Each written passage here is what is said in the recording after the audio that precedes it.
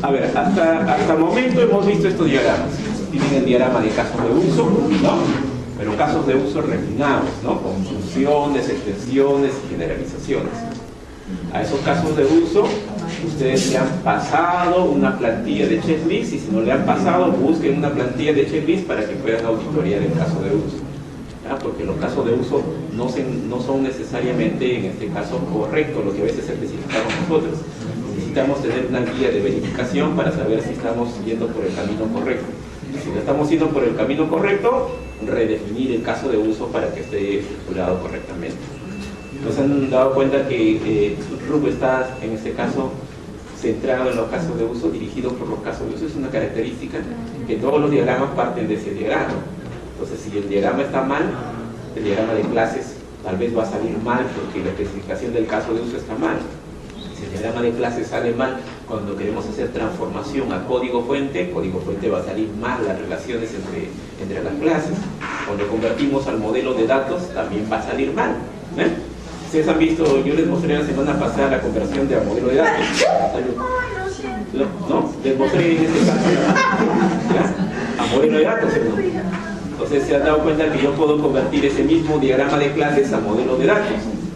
Ahora, yo quiero que entiendan esto. Una base de datos, ¿cómo tiene que ser? ¿Han llevado base de datos todos? Sí. Una base de datos tiene que estar normalizada, ¿no? ¿No? ¿Hasta qué forma normal tienen que normalizar una base de datos? ¿Ah? ¿Cuál es lo mínimo que debe tener? Tres formas, ¿no? La primera, la segunda y la tercera, ¿no? ¿Qué cosa es la primera forma normal? Porque eso tienen que recordar ustedes para qué.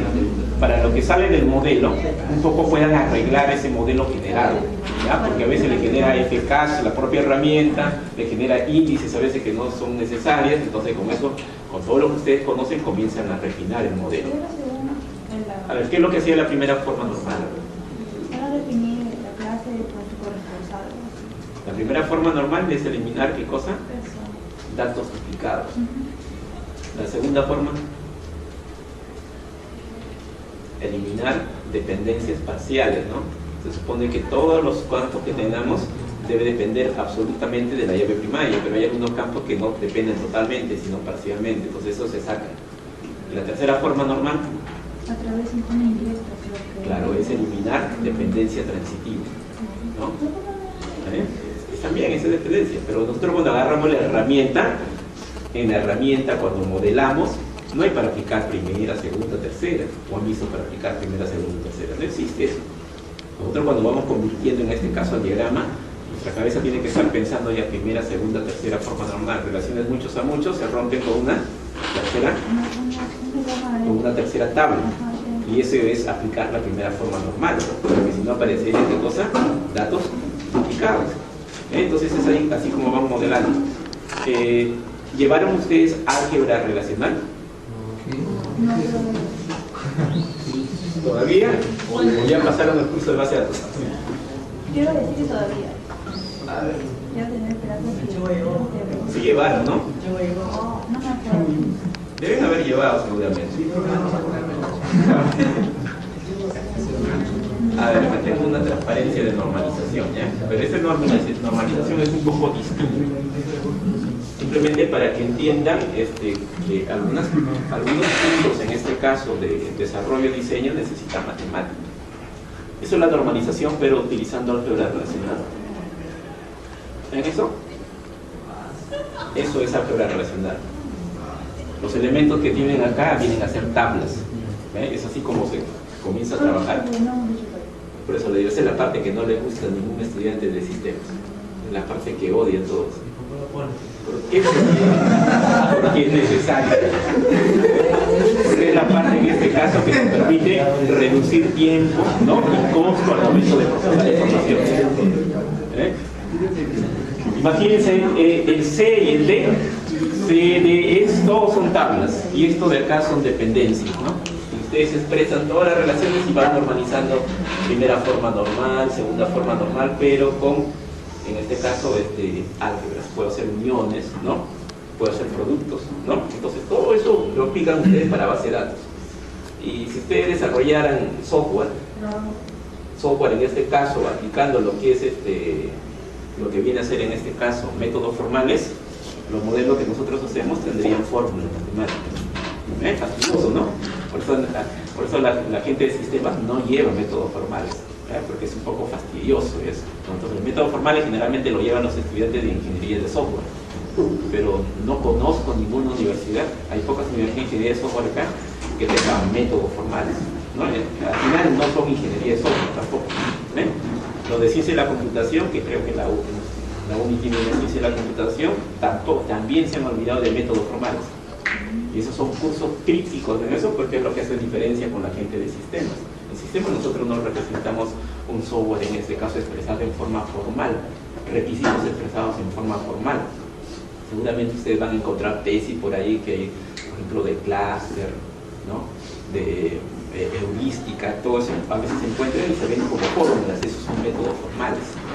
Entonces, las bases de datos que ustedes tienen, en este caso, se pueden representar a través de lo que son, en este caso, normalizaciones, pero dos tipos de normalizaciones, ¿no? La normalización que comúnmente ustedes han hecho en clases viene a ser lo que todos aplicamos, ¿no? Colocamos nuestros atributos ahí todos, ¿no?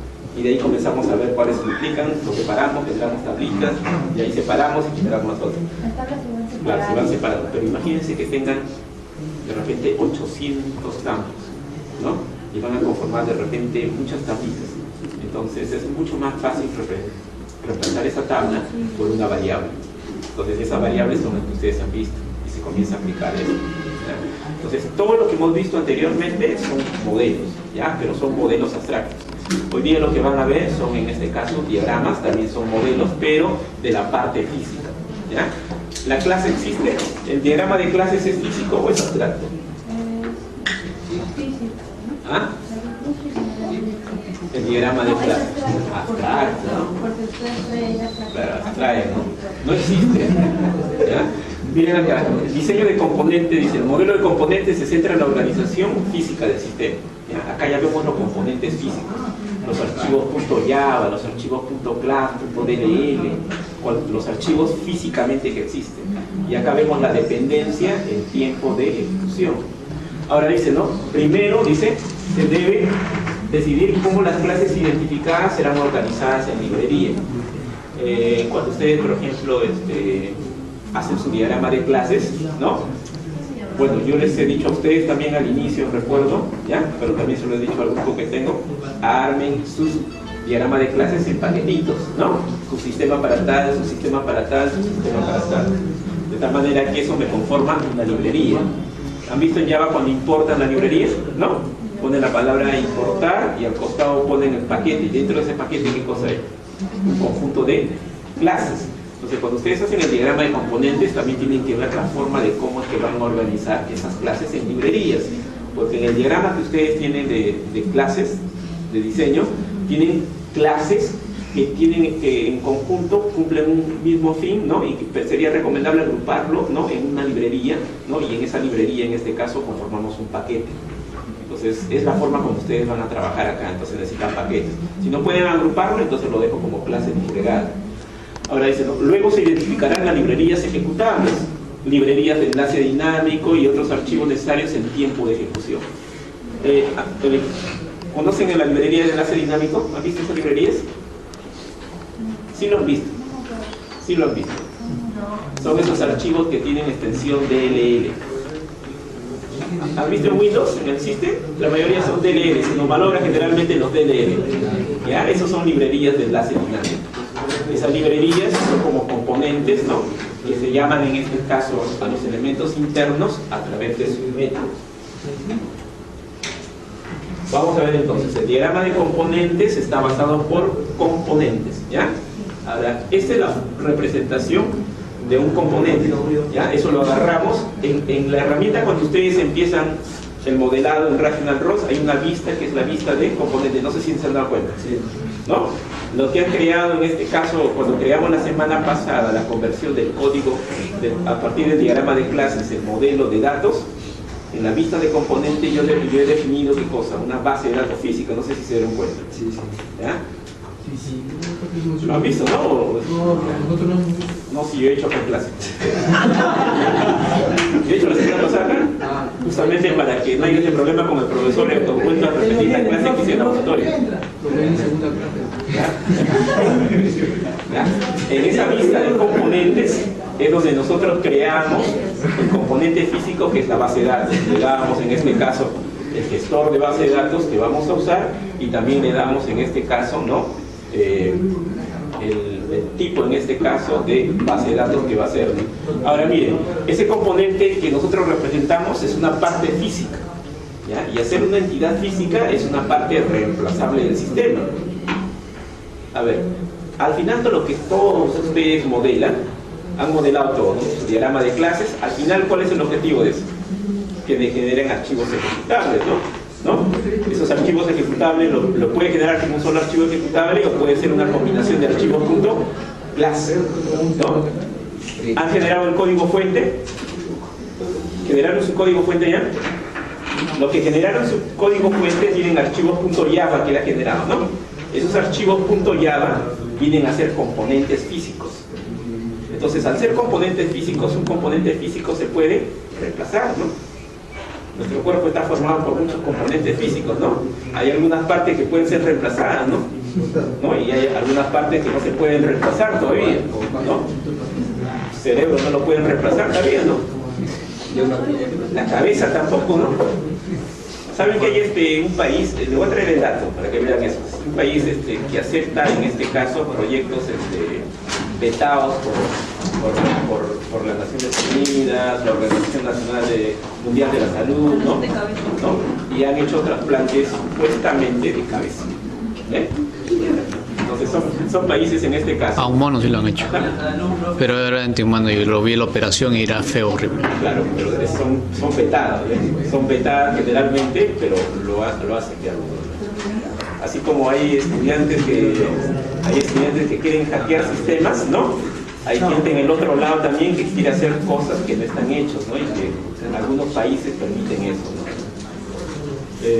El diagrama de componentes tiene que ver con la parte física, ¿ya? Parte física, no se olviden eso. ¿Por qué? Porque lo que ustedes van a modelar es la relación física que existe entre los componentes. El diagrama de componentes es el diagrama más sencillo que existe, ¿ya? Van a verse que es bien sencillo este diagrama.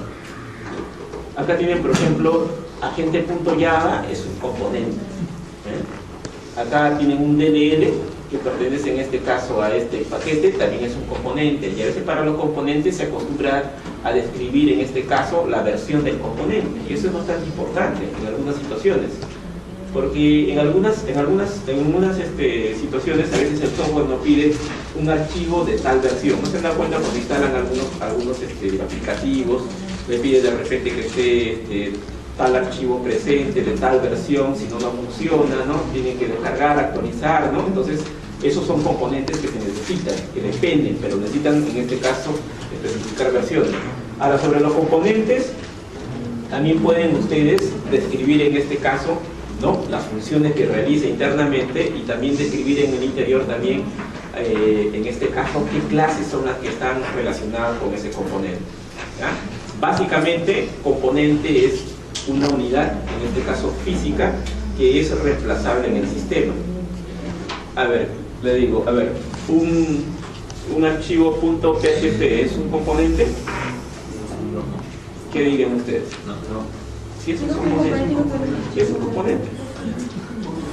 Existe, ¿no? Lo ven ahí, consume bytes, ¿no? Es físico, ¿no? Si me logra, lo puedo copiar, mover, reemplazar, es físico. Pero eso que ustedes ven, ese .php, es producto de qué cosa, de una abstracción. Ya ha venido de repente de un diagrama de clases que ustedes han implementado esa clase a través de un código fuente, ¿no? Entonces, esa es la parte física que nosotros tenemos. La representación del componente genérico es lo que ustedes han visto, ¿ya? Componente genérico. Acá tienen, por ejemplo, ¿no?, el icono que representa un módulo de software dentro de una interfaz bien definida. Acá tenemos lo que son los ActiveX, las tablas, las aplicaciones, los DLL. Cualquier componente genérico lo puedo representar por eso. Pero la herramienta que ustedes van a usar me provee algunos iconos más para representar en forma más detallada algunos componentes especiales. pero todo lo puedo representar mediante esto nada más. ¿Ya? No hay ningún problema si lo represento a todos los componentes de esa manera.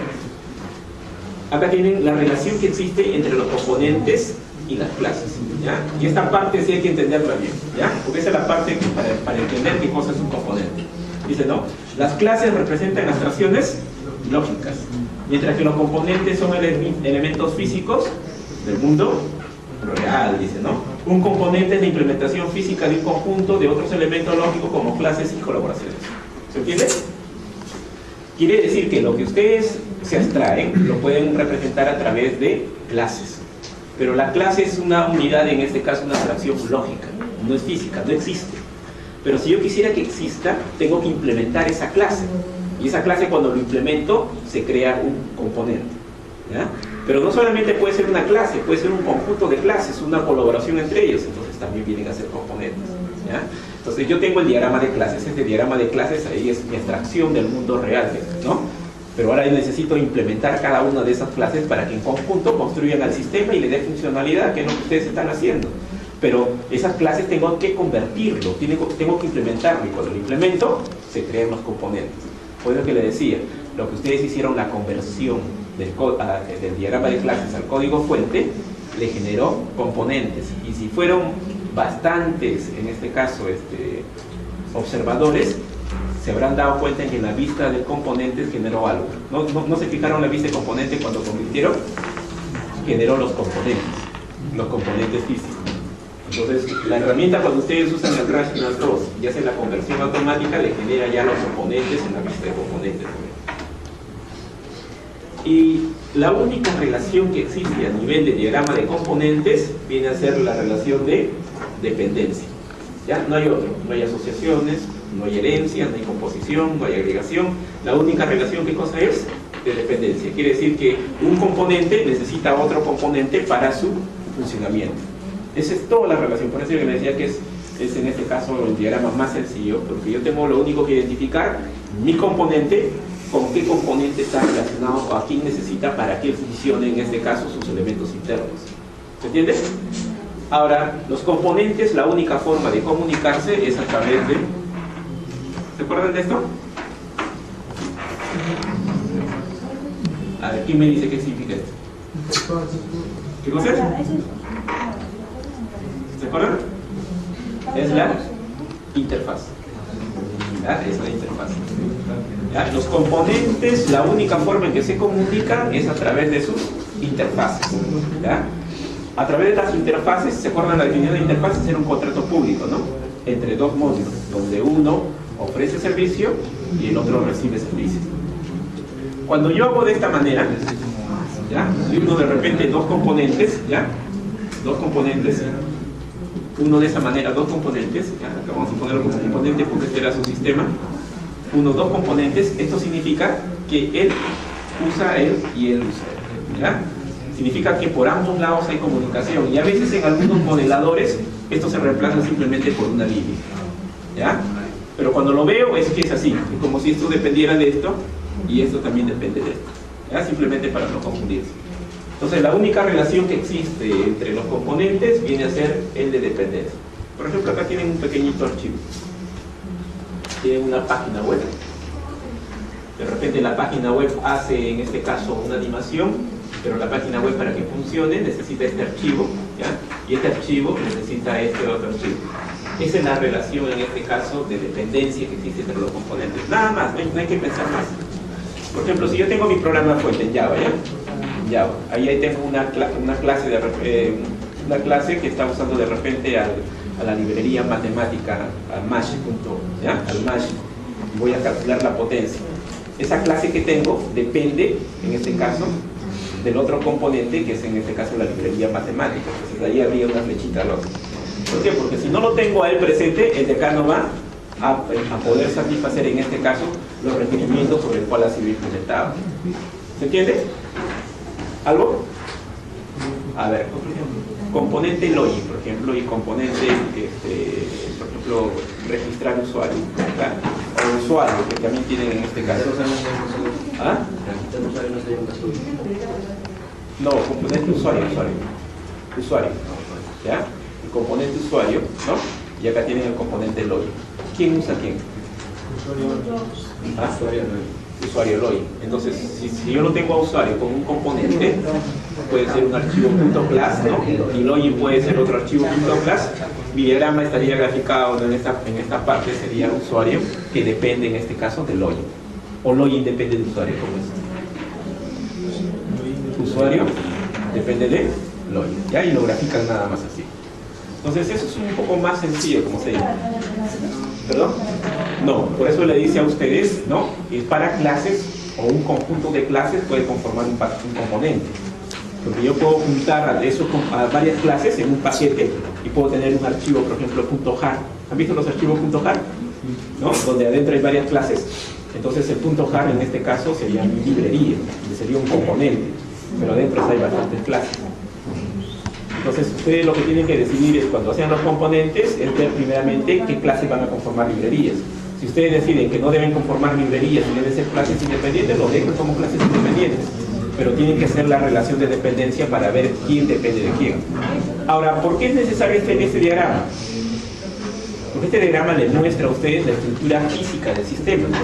Eso no es un diagrama, en este caso, lógico, no es un diagrama abstracto, es un diagrama físico, que le dicen a ustedes qué componente físico depende de otro componente físico. Y si ese otro componente físico no está presente, este componente físico no va a poder funcionar correctamente. ¿Se entiende? ¿Ya? Entonces lo único que tienen que hacer acá ustedes es identificar esos componentes físicos. La base de datos, ¿es un componente o no es un componente? Sí, ¿no? ¿Lo vieron en mi vista de componentes? Está como componente, ¿ven? Ese es un componente físico. Acá tienen otro ejemplo, ¿ya? ¿Se acuerdan de un programa ejecutable? ¿Cómo se crea un programa ejecutable en C? ¿Ya? Pero este está en C para Windows, ¿ya? Para que yo cree, por ejemplo, el cliente.exe, que es mi componente final, ¿no? Él depende en este caso, para este caso particular, ¿no? El componente graphics.dll depende en este caso de un punto obj, de la cabecera, depende de otro obj, depende del main class, ¿no? Y el main class depende del main cpp, de lo que ustedes codificaron, y el main cpp depende de esto. Entonces, yo tengo la relación de todos mis componentes. Por eso cuando ustedes hacen su diagrama de componentes, no acostumbren a colocar así, ¿ya?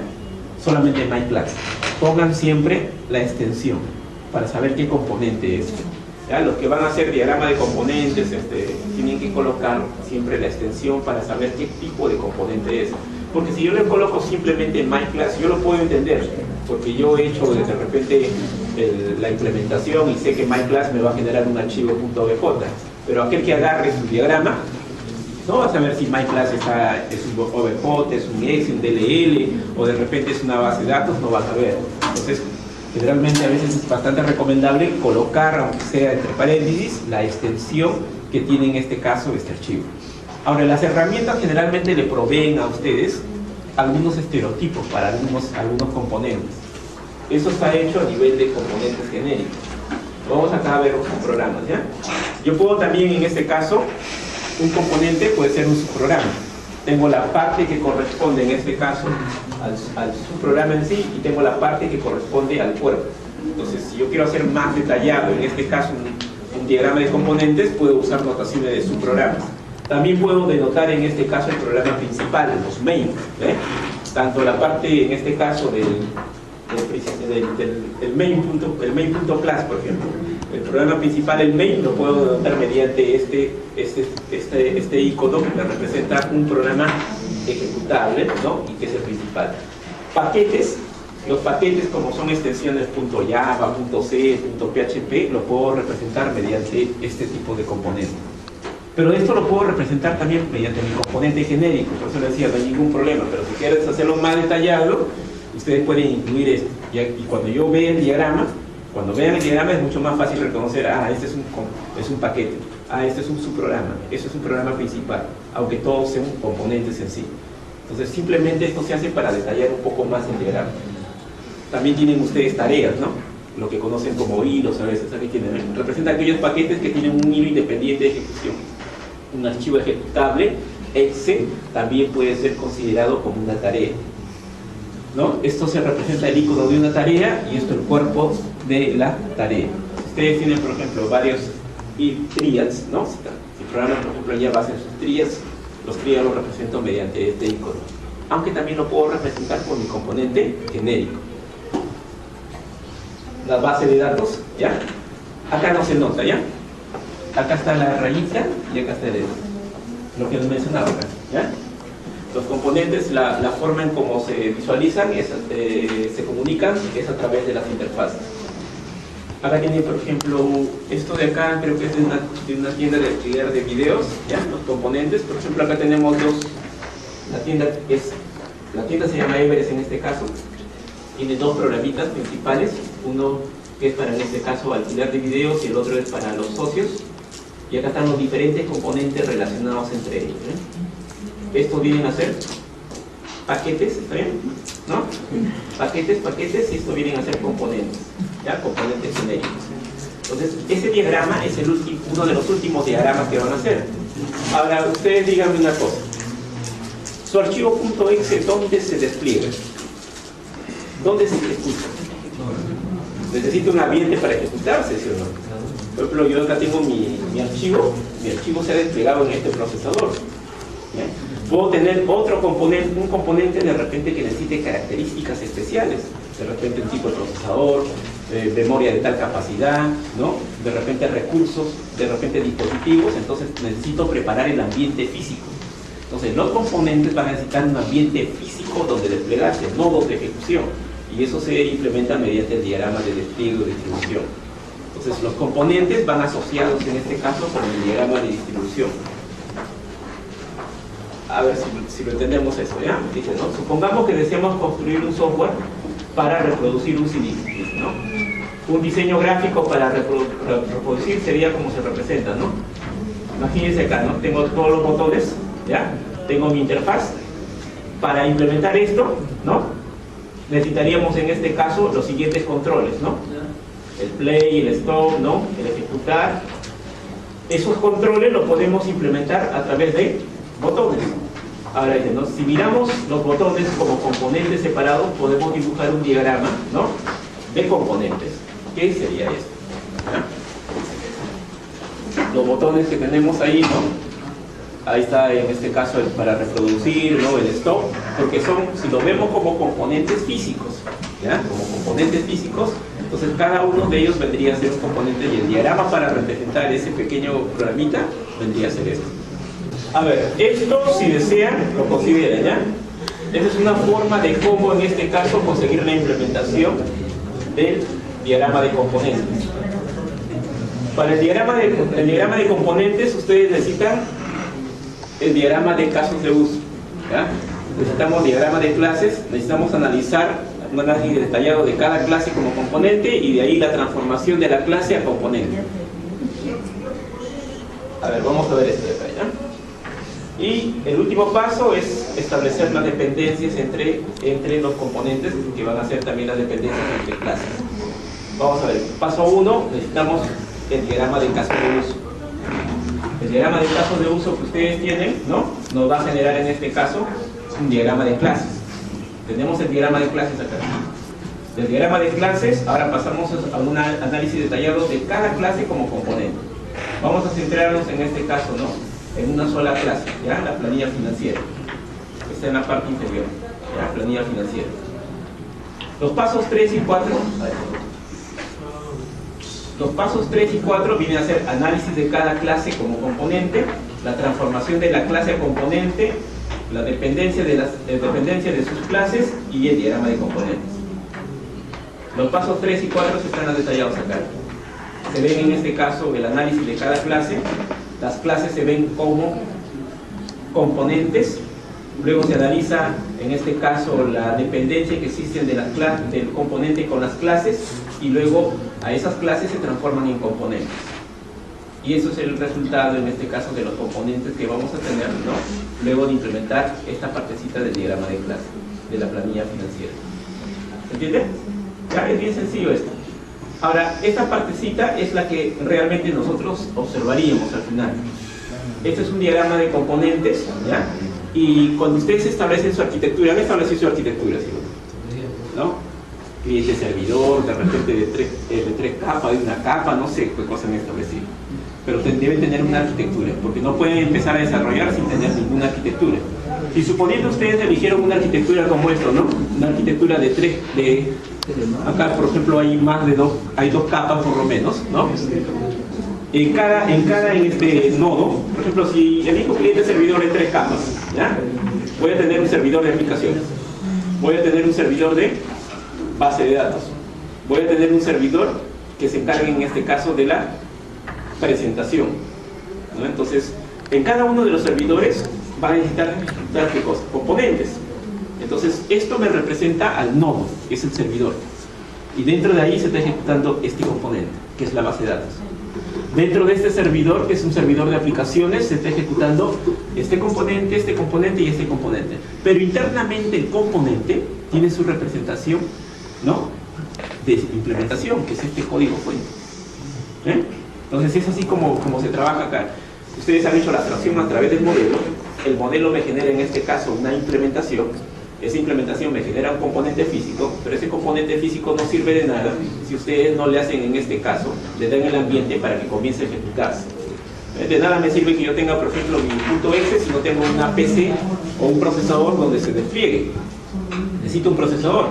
Pero de repente yo hice mi punto .exe, solamente puede trabajar de repente procesadores Intel de 32 bits, ¿no? Y de repente me voy a otro procesador, por ejemplo, a ver el de Motorola, ¿no?, que es diferente arquitectura, y hago mi doble clic y no funciona. Ahí hay dos servidores. Sí. ¿Eso es una capa? ¿Es de capa 2? Sí, una capa. Pero ¿por qué estos servidores pueden haber? Pueden haber servidores de base de datos. Eso no hay problema, no hay problema. Para implementarlo de capa 3 tenemos que hacer tendrían que tener una capa que se encargue de la parte de presentación. No, sí, las capas sí, creo que a la hora de hacer lo que son los componentes, cada capa tiene que tener sus componentes. Sí, lo que están trabajando con varias capas tendrían que diagramarlo de esta manera. Si esto fuera todo su diagrama de componentes, colocan así.